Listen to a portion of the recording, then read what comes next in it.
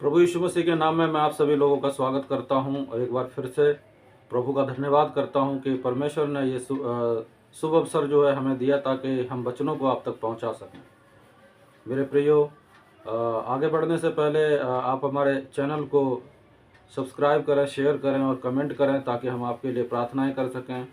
और आप जो है इस वीडियो को, जो भी आगे हम वचनों को सुनाते हैं, उस वीडियो को आप अंत तक देखें ताकि जो है आप जब तक पूरे वीडियो को देखेंगे तभी आपके समझ में आएगी। और हम ये विश्वास करते हैं कि परमेश्वर निश्चय इन वचनों के द्वारा आपको आशीष देगा। तो आइए हम आगे वचनों को सुनते हैं।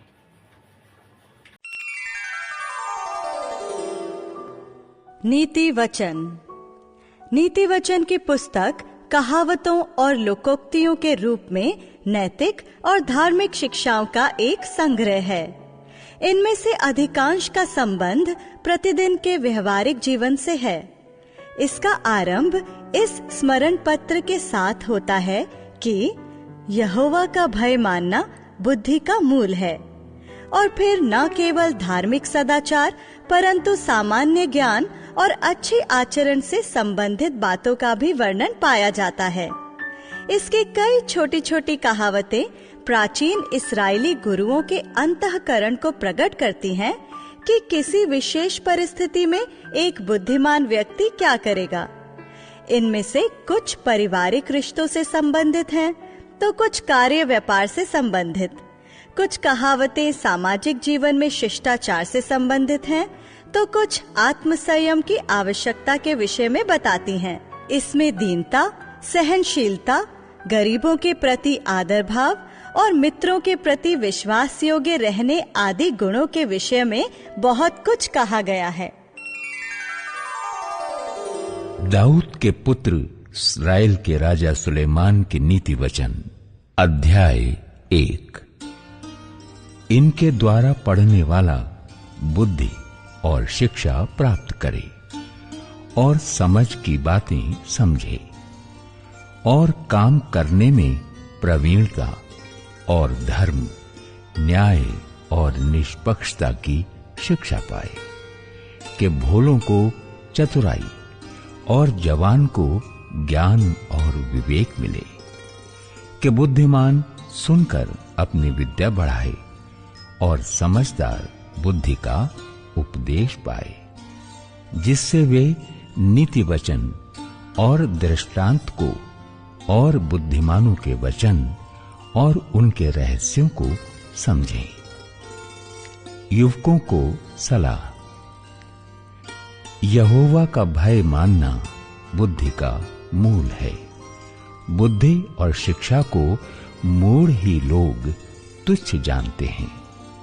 हे मेरे पुत्र, अपने पिता की शिक्षा पर कान लगा और अपनी माता की शिक्षा को न तज, क्योंकि वे मानो तेरे सर के लिए शोभायमान मुकुट और तेरे गले के लिए कंठमाला होगी।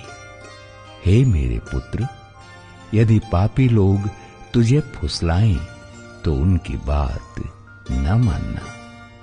यदि वे कहें हमारे संग चल कि हम हत्या करने के लिए घात लगाएं, हम निर्दोषों की ताक में रहें, हम अधोलोक के समान उनको जीवता कब्र में पड़े हुओं के समान समूचा निगल जाएं, हमको सब प्रकार के अनमोल पदार्थ मिलेंगे, हम अपने घरों को लूट से भर लेंगे, तू हमारा साझी हो जा, हम सबों का एक ही बटुआ हो।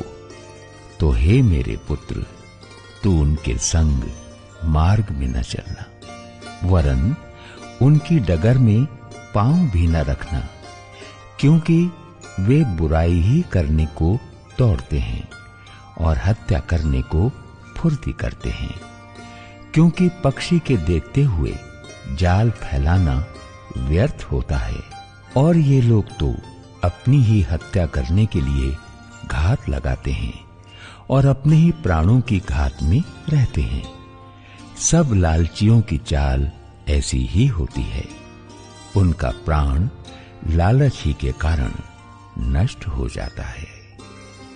बुद्धि की पुकार। बुद्धि सड़क में ऊंचे स्वर से बोलती है और चौकों में प्रचार करती है। वो बाजारों के भीड़ में पुकारती है, वो फाटकों के बीच में और नगर के भीतर भी ये बातें बोलती है। हे भोले लोगों, तुम कब तक भोलेपन से प्रीति रखोगे? हे ठट्टा करने वालों, तुम कब तक ठट्टा करने से प्रसन्न रहोगे? हे मूर्खों, तुम कब तक ज्ञान से बैर रखोगे? तुम मेरी डांट सुनकर मन फिराओ। सुनो, मैं अपनी आत्मा तुम्हारे लिए उंडेल दूंगी। मैं तुमको अपने वचन बताऊंगी। मैंने तो पुकारा परंतु तुमने इनकार किया, और मैंने हाथ फैलाया परंतु किसी ने ध्यान न दिया। वरन तुमने मेरी सारी सम्मति को अनसुनी किया और मेरी ताड़ना का मूल्य न जाना। इसलिए मैं भी तुम्हारी विपत्ति के समय हंसूंगी, और जब तुम पर भय आ पड़ेगा, वरन आंधी के समान तुम पर भय आ पड़ेगा और विपत्ति बवंडर के समान आ पड़ेगी, और तुम संकट और सकेती में फंसोगे, तब मैं ठट्ठा करूंगी। उस समय वे मुझे पुकारेंगे और मैं न सुनूंगी। वे मुझे यत्न से तो ढूंढेंगे परंतु न पाएंगे, क्योंकि उन्होंने ज्ञान से बैर किया और यहोवा का भय मानना उनको न भाया। उन्होंने मेरी सम्मति न चाही, वरन मेरी सब ताड़नाओं को तुच्छ जाना। इसलिए वे अपनी करनी का फल आप भोगेंगे और अपनी युक्तियों के फल से अघा जाएंगे, क्योंकि भोले लोगों का भटक जाना उनके घात किए जाने का कारण होगा, और निश्चिंत रहने के कारण मूढ़ लोग नष्ट होंगे। परंतु जो मेरी सुनेगा वो निडर बसा रहेगा और बेखटके सुख से रहेगा। मेरे प्रियो, आपने वचनों को सुना, इसके लिए प्रभु का हम धन्यवाद करते हैं कि परमेश्वर ने आपके मनों में डाला कि आप इन वचनों को सुने और इन वचनों के द्वारा आशीष पाएं। हम ये विश्वास करते हैं कि आपने इन वचनों को सुनने के द्वारा निश्चय आशीष पाई होगी और आपका जीवन बदलता चला जाएगा। मेरे प्रियो, मैं परमेश्वर पिता का धन्यवाद करता हूं कि आपको इन वचनों को सुनने के लिए तैयार किया। प्रभु आप सभी के लिए बहुत बहुत आशीष